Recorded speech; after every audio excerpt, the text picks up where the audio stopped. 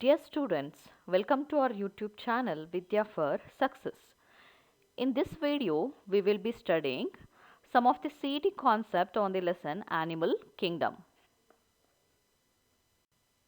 Yes, our first question is, which of the following statement about the body cavity of animals is true? Option A, the body cavity of coelomates developed from the embryonic ectoderm. So this is false statement because the body cavity in the organism develops from the mesodermic layer, not from the ectoderma layer. Clear? So that this statement is wrong. Then option B, the acoelomate's body cavity is filled with liquid. This is also false because acoelomates does not consist of body cavity at all. Body cavity is completely absent in acoelomates. Best example is platyhelminthes. So there you can see the body cavity will be completely absent, so that there is no matter of filling that region with the liquid. So this is also wrong. Then option C, the pseudocoel of pseudocoelomates have a peritoneum. So here uh, you are going to hear about the new term, that is peritoneum. So peritoneum is a wall of the body cavity. So this wall will be present in coelomates, not in pseudocoelomates. Clear? So this one is also wrong. Then option D, the acoelomates do not have an enclosed body cavity. So this is the correct statement because there is no body cavity in acoelomates. So the correct one is option D. Then the second question is, if hydra is broken into pieces. So hydra is a kind of animal, right? So this animal is belonging to Coelenterata.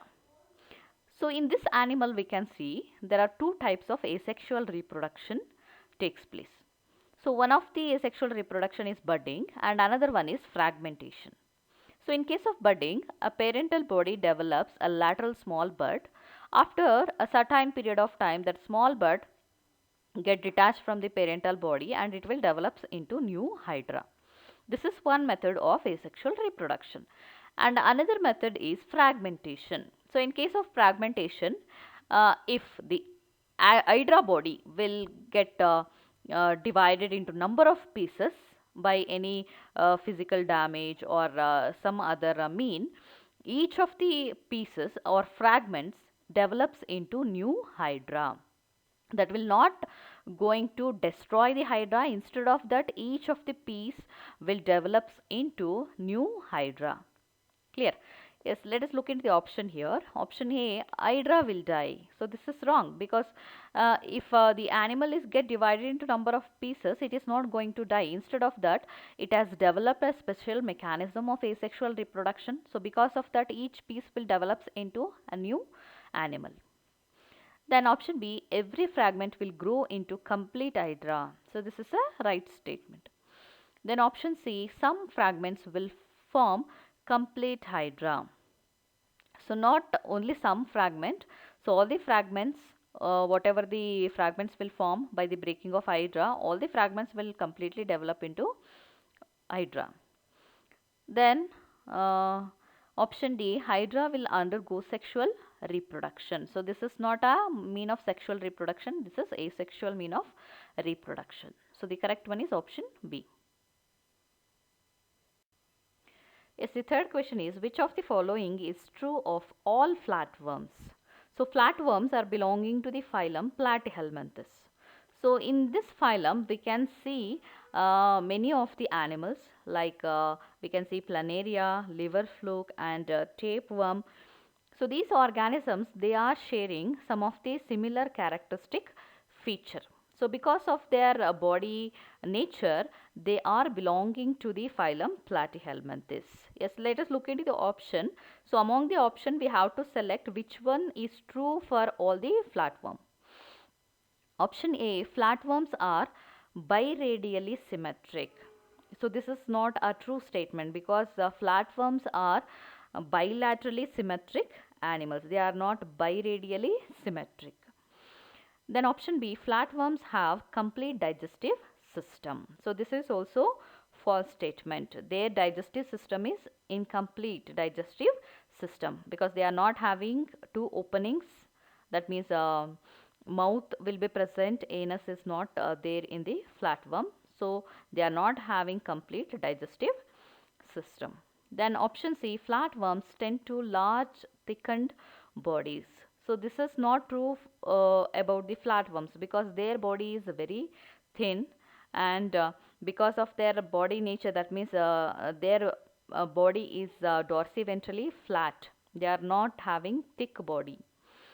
Then option D, flatworms are triploblastic. So this is a right statement because the flatworms will be having three different layers in their embryonic condition, that is ectoderma, middle mesoderma and inner endoderma. So that they are considered as a triploblastic animal. So the correct one is option D. As the fourth question is, the localization of nerves in the head region of an animal body is most accurately defined as.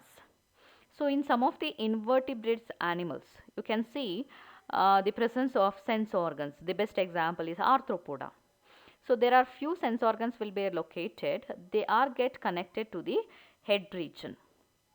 So this kind of development, what we can notice in a few primitive organism, is called as cephalization. Clear, right? Yes, let us look into the option.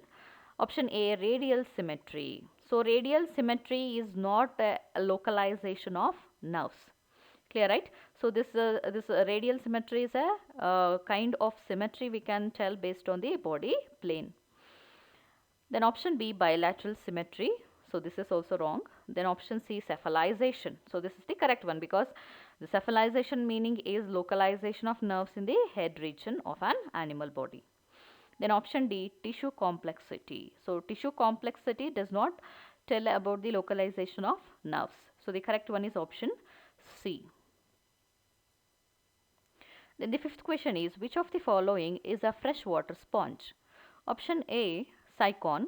So cycon is a kind of porifera. It is habited to marine water. It is not a freshwater sponge. Then option B, Euspongia. Euspongia is also a marine water sponge. Then option C, Spongilla. Spongilla is a best example of freshwater sponge. And option D, Pleurobrachia. So Pleurobrachia is not a sponge. It is a kind of ctenophora. So the correct answer is option C, Spongilla. Then the sixth one is, leeches are classified under. So leeches are the invertebrate animals. They are belonging to the phylum Annelidae. So in the Annelidae, based on the kind of animals, again the phylum will be divided under three different classes. One is Polychaeta, then Hirudinae, then the third one is Oligochaeta. So these are the three classes of Annelida. So some of the marine bristle worms are classified under Polychaeta. Then the best example, earthworm, are classified under Oligochaeta. Then Hirudinae is one of the another class. This will consist of leech. Clear? So let us look into the option. Option A, Polychaeta. Then option B, Hirudinae. So Hirudinae is the class. It consists of leech. Then option C, Oligochaeta. Then option D, Cephalopoda. So Cephalopoda is one of the class. It is comes under the Mollusca phylum. So the correct one is Hirudinae. Then the seventh one is, in which of the following animals respiration occurs without any respiratory organ? So option A, frog. So frog is a vertebrate animal. So here we have lungs for respiration. Clear? Then option B, fish. So fish is a vertebrate organism. So in this animal we have gills for respiration. So gills are the respiratory organs here. Then option C, cockroach. So cockroach is an arthropoda. It is an invertebrate. Here the animal consists of trachea for respiration. Then option D, earthworm. So earthworm is an invertebrata. this animal showing organ level of organization. Then also the earthworm does not consist of respiratory organs. Clear? So instead of that, just by utilizing the outer skin, it will exchange the respiratory gases.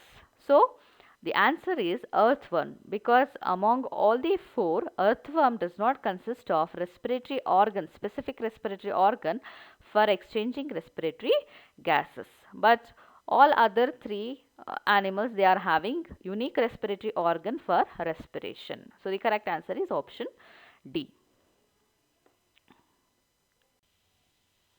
Then eighth question is, the primary anatomical characteristic that pre-adapted pharyngeal gill slits for use as a feeding structure was there. So pharyngeal slits are one of the anatomical structures. So they are present in some of the primitive chordates. So in the primitive chordates, these structures are used to filter the food particles from the water. So they usually, the large surface area, they are present in the animal for feeding purpose. Let us look in the option A, large surface area, then option B, location anterior to mouth. So pharyngeal slits are not located in the anterior region of the mouth, they are present just behind the mouth region. And option C, bilateral symmetry. So these are not uh, considered for telling the symmetry. Then option D, ability to provide support for internal skeleton. So they are not actually providing any support, they are not acting as a internal skeleton. So the correct answer is answer A, large surface area. Next question is, structure common to housefly and cockroach is. So both these animals are belonging to arthropoda, because housefly consists of jointed legs, cockroach also having the same characteristic feature. So because of that, both are belonging to the phylum arthropoda.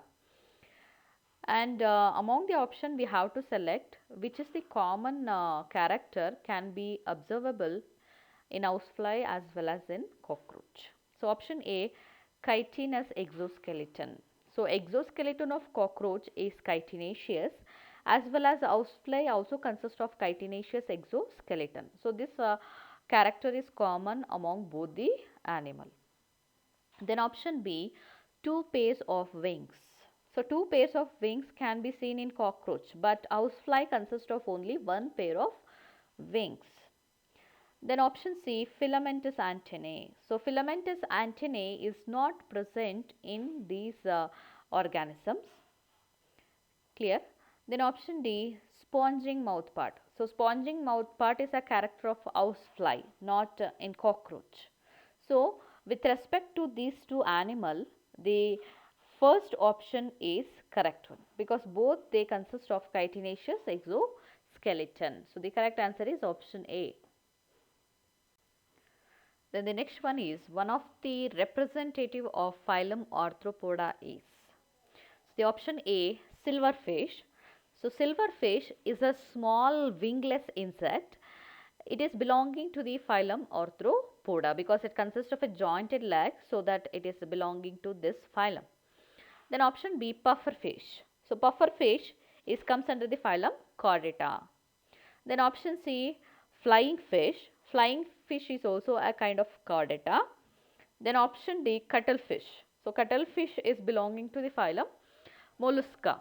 So among the four option, the silverfish is belonging to the phylum Arthropoda. So the correct answer is option A. Then the next question is, planaria possesses high capacity of. So planaria is a flatworm. So this animal will be having one of the capacity. So let us look at the option A, metamorphosis. What is the meaning of metamorphosis? So metamorphosis is nothing but some of the animals show some changes in the body during development. So best example is development of frog. So you can see the adult frog will develops from tadpole stage. Clear? So from tadpole, the frog will develops into adult. So this physiological changes, what we can see in the frog, that is called as metamorphosis. Clear? So metamorphosis is not there in planaria. Then option B, regeneration. So regeneration is nothing but regaining of lost part of the animal is called as regeneration. So planaria is having high capacity of regeneration. So if by any physical damage, if it lost the posterior part of its body, it will again reform it. So that capacity is known as regeneration. Then option C, alternation of generation. So alternation of generation is not there in animals. Then option D, bioluminescence. So bioluminescence is nothing but light emitting ability of the animal. So among the four, the option B is correct because the regeneration ability is present in planaria. The next question is, which of the following characteristic is unique to the phylum Cnidaria? So Cnidaria is the another name of Coelenterata. So because of the presence of cnidoblast cells, the Coelentratas are called as Cnidaria. So these Cnidarias are the specialized cells. They helps in defense mechanism as well as they helps in anchorage. Then the one more cell organelle we can see in the Cnidaria is nematocyst. So nematocysts are called as stinging capsule. They usually consist of poisonous fluid. So this poisonous fluid is used for capturing of prey. Clear, right? So these specialized cell organelles will be present in the Cnidaria. Then let us look into the option. Option A, sexual reproduction. So sexual reproduction is not uniquely present only in the Coelenterata. Then option B, symbiotic association with other organisms. So symbiotic association with other organisms is not a unique feature of Cnidaria because we have some other example of animals also, they are symbiotic in their nature. Then option C, sedentary body form. So sedentary body form is not there in the Cnidaria. Then option D, nematocyst. So nematocyst, as I told, these are the stinging cells. They are uniquely present in the Cnidaria. So the answer is option D. So these nematocysts are used for capturing of prey.